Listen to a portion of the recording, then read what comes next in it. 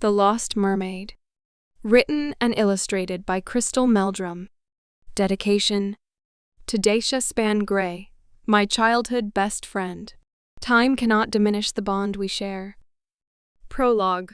The ocean's claws weaseled their way into my grasp on Emerald, tearing her from me, and the current dragged me down, throwing me like a rag doll.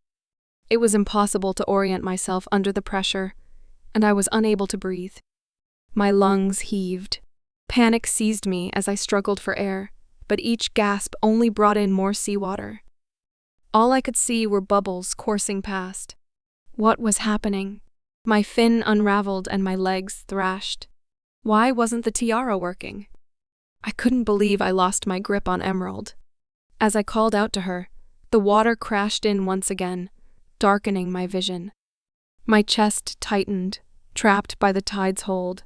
I wasn't going to escape. No, I couldn't die. I had to get her to the mermaids. I had to survive. The pain in my chest began to fade as the icy undertow drained me of all my strength, and I shivered, feeling strangely feverish. Despite the overwhelming desire to scream or cry, I found myself unable to do either, struggling to retain awareness. As the writhing shadows overtook me, a final thought pierced my mind, full of pain and regret. What have I done? I may never return to my family. My life was ending from my own stupidity, and I've never even fallen in love. Oh, God, please help me. My eyes closed as the world faded away. I floated in complete oblivion, only me and the silence. Then a voice rose through the fathoms as I heard the faint sound of rippling water. Fingers dug into my arm, holding on so tight it hurt, pain cutting through the vague blackness. The voice came again. It was weak but beautiful. Emerald? It sounded like her voice. She was singing, calling out with what little strength she had left. I blinked my eyes open, my brain sluggish as it tried to make sense of everything.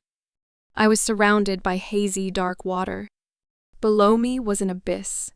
Emptiness, stretching down, down forever. A sudden fear gripped me as I took it in. I was so unprotected and vulnerable in the deep.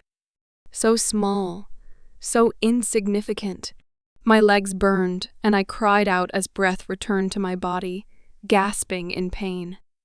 I could breathe again? The fact did nothing to alleviate my panic. My vision blurred and my body tingled with cold as I began to hyperventilate. I tried to stay for Emerald, but the world faded away again.